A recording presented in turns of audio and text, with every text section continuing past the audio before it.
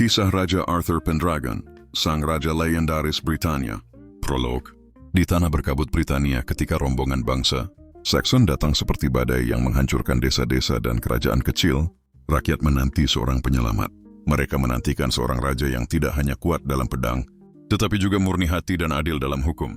Di masa kacau itu, takdir menenun kisah seorang anak kecil yang kelak terkenal sebagai Arthur Pendragon, raja besar yang memimpin Knights of the Round Table dan pembawa harapan bagi Britania yang terpuruk. Biasa bayi dari takdir. Pada suatu malam bersinar bulan perak, di sebuah istana tersembunyi, lahirlah seorang bayi laki-laki tak biasa. Itu adalah putra dari Uther Pendragon, Raja Britania dan Igraine, wanita bangsawan Cornwall.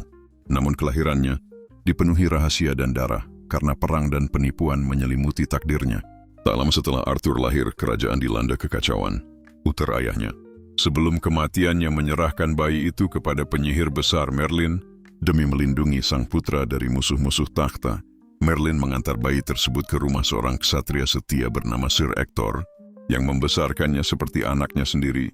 Bersama putra kandungnya Kay, Arthur tumbuh bukan sebagai pangeran, melainkan sebagai anak sederhana, belajar merawat kuda, mengasah pedang kayu, dan memahami kesederhanaan rakyat jelata. Tidak ada yang tahu bahwa dalam dirinya mengalir darah raja. BABDUA, pedang dalam batu. Tahun bergulir bagai angin musim dingin. Ketika Arthur berusia sekitar 16 tahun, Britania jatuh dalam perebutan kekuasaan.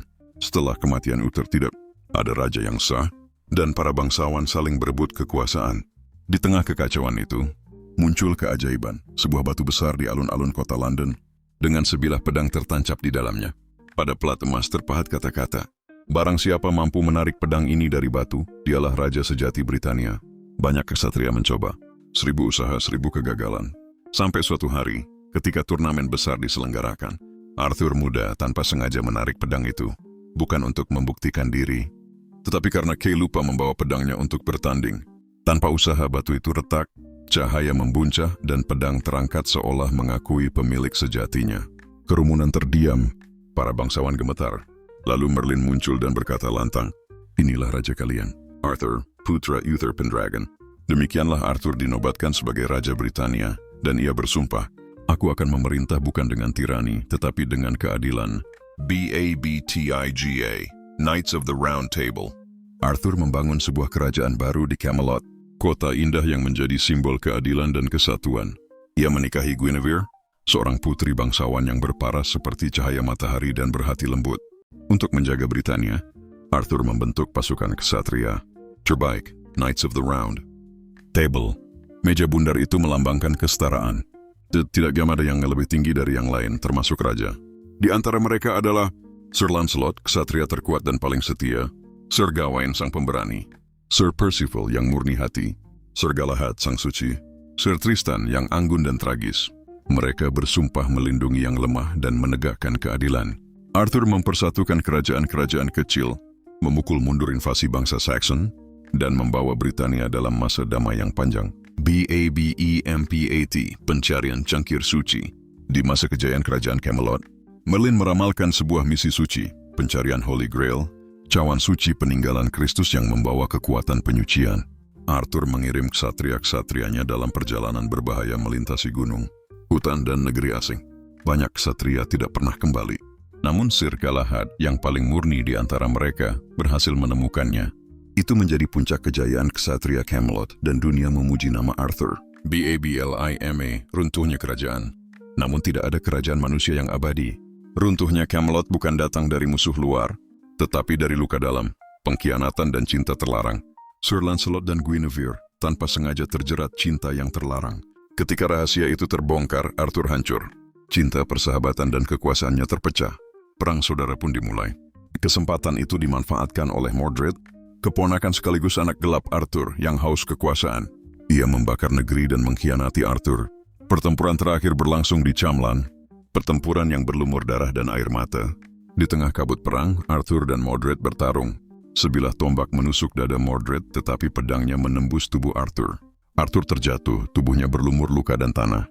Ksatria setianya membawa sang raja terakhir ke Avalon, pulau mistis yang dipercaya sebagai tempat penyembuhan para raja.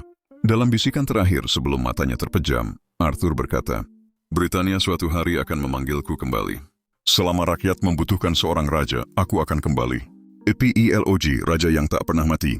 Hingga hari ini, rakyat Britania percaya bahwa Arthur tidak mati, melainkan tidur di Avalon. Menanti saat ketika Britania dipenuhi kekacauan dan kegelapan. Legenda berbisik bahwa suatu hari pedang suci Excalibur akan bangkit dari danau lagi, dan Arthur akan kembali memimpin. Karena raja sejati tidak pernah hilang, ia hanya menunggu. Apa saja yang dilakukan Raja Arthur dalam hidupnya? 1. Memersatukan kerajaan-kerajaan Britania yang terpecah belah. Arthur naik takhta pada masa Britania dipenuhi perang saudara dan perebutan kekuasaan. Ia menyatukan para raja kecil dan bangsawan yang saling berperang, menjadikan Britania sebagai satu kerajaan yang kuat dan bersatu. 2. Mendirikan Camelot. Arthur membangun Camelot, pusat pemerintahan yang menjadi simbol keadilan, kejayaan dan perdamaian. Camelot dikenal sebagai kota paling maju dan harmoni pada masanya.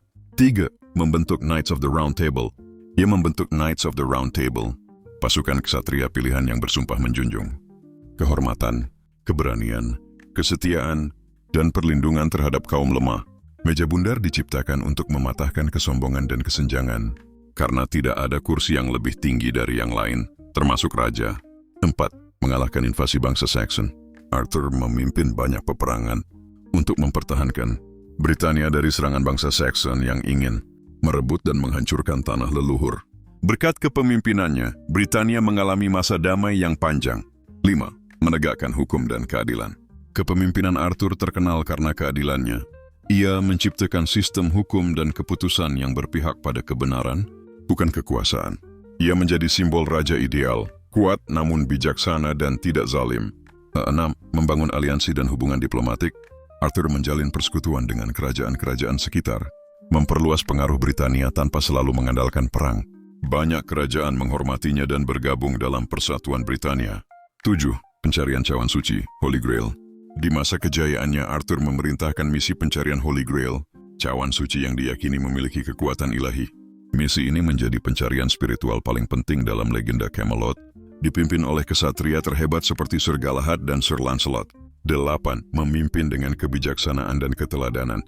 Arthur adalah raja yang ideal. Berani di medan perang, rendah hati di tengah rakyatnya, dan adil dalam keputusan. Yang menginspirasi generasi ksatria dan rakyat untuk hidup dengan kehormatan dan moral tinggi. 9. Menghadapi pengkhianatan dan perpecahan. Ia berusaha menjaga persatuan bahkan ketika kerajaannya terguncang oleh konflik batin, terutama karena cinta terlarang antara Sir Lancelot dan Ratu Guinevere serta pengkhianatan Mordred. Walau terluka secara pribadi, Arthur tetap mengutamakan keadilan dan tanggung jawab sebagai raja. 10. Berkorban demi tanah air. Pada perang terakhir melawan Mordred di Camlan, Arthur memimpin pasukannya hingga titik darah terakhir.